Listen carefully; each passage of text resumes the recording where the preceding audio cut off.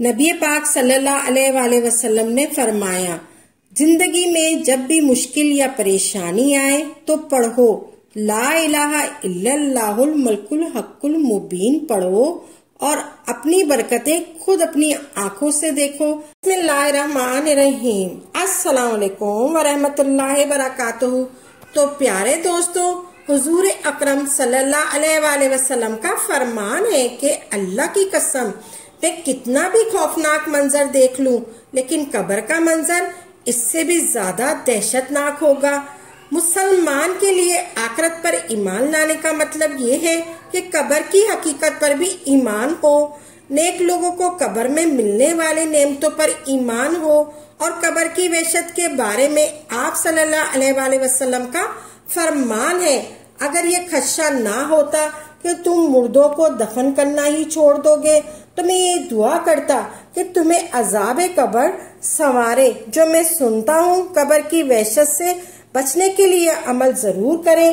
प्यारे आका सल्लल्लाहु अलैहि वसल्लम का फरमान है, जो शख्स रोजाना ला इलाहा इल्लल्लाहुल मलिकुल हक्कुल मुबीन, ला इलाहा इल्लल्लाहुल मलिकुल हक्कुल मुबीन, तो इसको फिक्रो फाका तंग दस्ती से निजात मिलेगी, मालो दौलत से नवाजा जाएगा और उसके लिए जन्नत के दरवाजे खोल दिए जाएंगे। कितना आसान अमल है। ला इलाहा इल्लल्लाहुल मलिकुल हक्कुल मुबीन, ला इलाहा इल्लल्लाहुल मलिकुल हक्कुल मुबीन, इसके लिए जन्नत के दरवाजे खुलते जाएंगे। जिसमें 5 मिनट का भी अमल नहीं है, जिसमें 5 मिनट भी नहीं लगते, लेकिन इसकी फजीलत क्या है, इसका फायदा दुनिया में भी है और आखिरत में भी। इस अमल की बरकत से कब्र की वहशत से निजात है, बल्कि दुनिया में भी वसअत रिज़्क़ का वादा है और इस अमल की बरकत से जन्नत में दाखिले की बिशारत दी गई है। इसका कोई वक्त मखसूस नहीं है, हर रोज जिस वक्त चाहे कर ले इस जिक्र को। ला इलाहा इल्लल्लाहु मलिकुल हक्कुल मुबीन, ला इलाहा इल्लल्लाहु मलिकुल हक्कुल मुबीन, ला इलाहा इल्लल्लाहु मलिकुल हक्कुल मुबीन के मायने और मफहूम बताते हैं। इस जिक्र में सबसे पहले तौहीद का जिक्र है, यानी ला इलाहा इल्लल्लाह, ला इलाहा इल्लल्लाह, ला इलाहा इल्लल्लाह, ला इलाहा इल्लल्लाह, ला इलाहा इल्लल्लाह।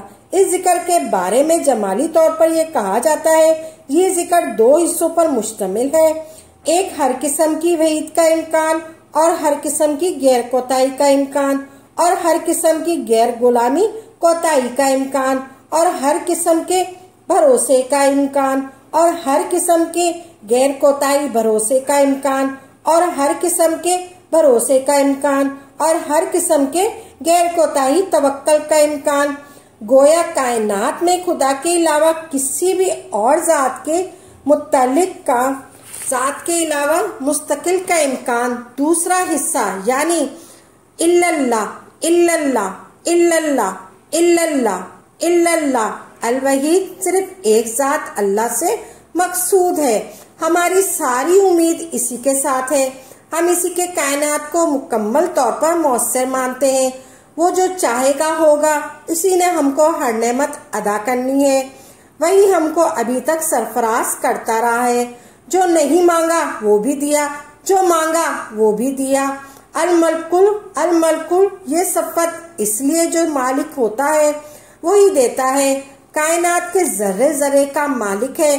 खुदा की सिफत आसमान और जमीन कायनात की हर नेमत का वो मालिक है और सुल्तान है, और सुल्तान है।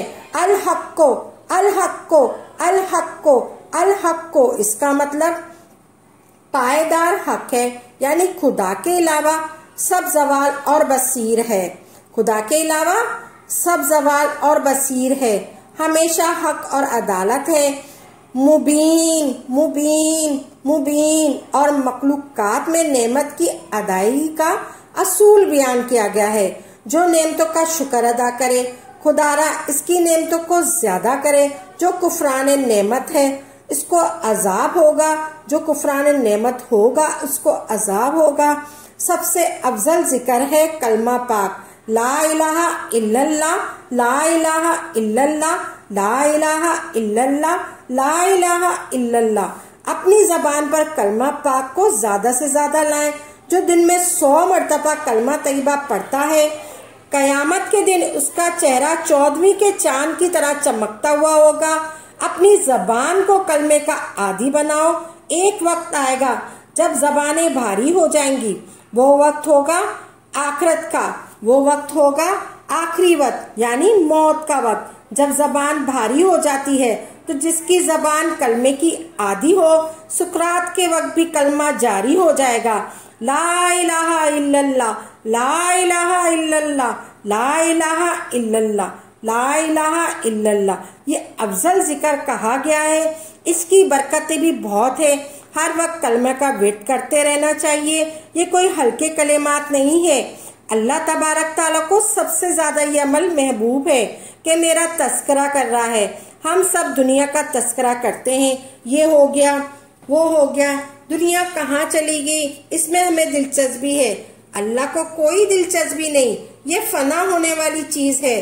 दुनिया अगर जबान से ला इलाहा इल्लल्लाह का जिक्र करते हैं, इसमें हमें दिलचस्पी नहीं होगी, लेकिन अल्लाह को इसमें बहुत दिलचस्पी है। इसलिए हमें अकीदत के साथ करना चाहिए ताकि हमारा अल्लाह हमसे राजी हो जाए और हमारी मुश्किलें आसान हो जाए। आखिरत और दुनियावी आमीन पहले कलमा पढ़कर गैर मुस्लिम मुसलमान होता है। यही मुबारक कलमा सच्चे दिल से पढ़ने की बरकत से गैर मुस्लिम के सब गुनाह धुल जाते हैं और वो जन्नत का हकदार बन जाता है। रसूल करीम सल्लल्लाहु अलैहि वसल्लम ने फरमाया, अल्लाह तबारक ताला फरमाता है कि बेशक मैं ही अल्लाह हूँ, मेरे सिवा कोई इबादत के लायक नहीं।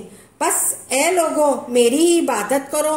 तुम में जो कोई मेरी बारगाह में सच्चे दिल से ला इलाहा इल्लल्लाह की गवाही के साथ आएगा, वो मेरी पनाह में दाखिल होगा, और जो मेरी पनाह में दाखिल हुआ वो मेरे अजाब से महफूज हो जाएगा। सुभान अल्लाह, ला इलाहा इल्लल्लाह, ला इलाहा इल्लल्लाह।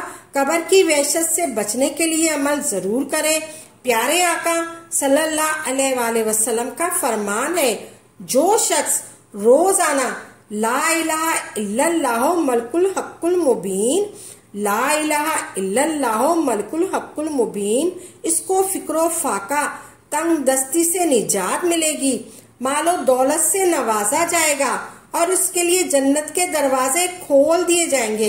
कितना आसान अमल है। इसमें सिर्फ 5 मिनट भी नहीं लगते, लेकिन इसकी फजीलत है। इसका फायदा दुनिया में भी है और आखिरत में भी। इस अमल की बरकत से कब्र की वहशत से निजात मिलेगी, बल्कि दुनिया में भी वसअत रिज़्क़ का वादा है और इस अमल की बरकत से जन्नत में दाखिले की बशारत दी है। इसका कोई वक्त मखसूस नहीं है, लेकिन आप वक्त मखसूस करना चाहते हैं तो आप फजर के टाइम ये पढ़ें। हर रोज आप पढ़ें। फजर के वक्त आपको पढ़ना है। कोई भी बहन भाई किसी भी परेशानी में, माली तंगदस्ती का शिकार हो, तो वो सिर्फ इसको सुबह बाद नमाज फजर अव्वल व आखिर 3 बार या 7 बार दुरूद पाक के साथ पढ़ें। अव्वल व आखिर दुरूद पाक 7 बार पढ़ें या 3 बार पढ़ें। आप या छोटा वाला दुरूद पाक पढ़ लें या आप दुरूद इब्राहिम पढ़ लें। आपने कोई सा भी दुरूद पाक पढ़ना है, सल्लल्लाहु अलैहि वसल्लम पढ़ लें या आप कोई सा भी दुरूद पाक पढ़ लें। आपने खुशबू लगाकर बैठ जाना है। आपने सबसे पहले खुशबू लगानी है और आपने फिर फजर की नमाज अदा करने के बाद आपने सबसे पहले दुरूद पाक पढ़ना है 3 बार या 7 बार। फिर उसके बाद ये 100 बार आपने पढ़ना है। ये कलमा पूरा मिलाकर पढ़ना है, आपने इकट्ठा करके पढ़ना है। ये पूरी आयत पढ़नी है आपने। ला इलाहा इल्लल्लाह इल्लल्लाहु मलकुल हक्कुल मुबीन, ला इलाहा इल्लल्लाह मलकुल हक्कुल मुबीन, ला इलाहा इल्लल्लाह मलकुल हक्कुल मुबीन।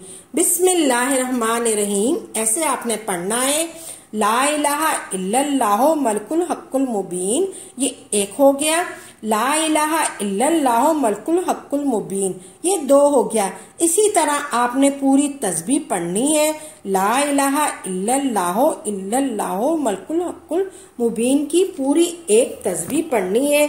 आप भी कोई भी हाजत होगी आपकी वो पूरी होगी, आपकी जो भी हाजत होगी वो पूरी होगी। आपने 5 वक्त की नमाज की पाबंदी करनी है, आपने ये वजीफा करना है और इन कलिमात को पढ़े, हाथ उठाकर दुआ करनी है और आपने खुशबू लगाकर बैठना है। खुशबू लगाकर बैठकर ये कलमा पढ़ना है। ये नबी करीम सल्लल्लाहु अलैहि वसल्लम की सुन्नत है। आपका जो भी हाजत है, जो भी काम है वो पूरा ना हो जाए तो ये कलिमात है जो कहने को हल्के हैं लेकिन वजन के हिसाब से पूरी दुनिया, जमीन व आसमान एक तरफ और ये कलिमात एक तरफ, इसको पढ़े जिस तरह मैं बयान कर चुकी हूँ। इसको यकीन कामिल के साथ, यकीन दिल के साथ पढ़ना है। इंशाअल्लाह तबारक ताला अल्लाह की रहमत से चंद दिनों में आपकी जो भी हाजत होगी वो जरूर पूरी होगी।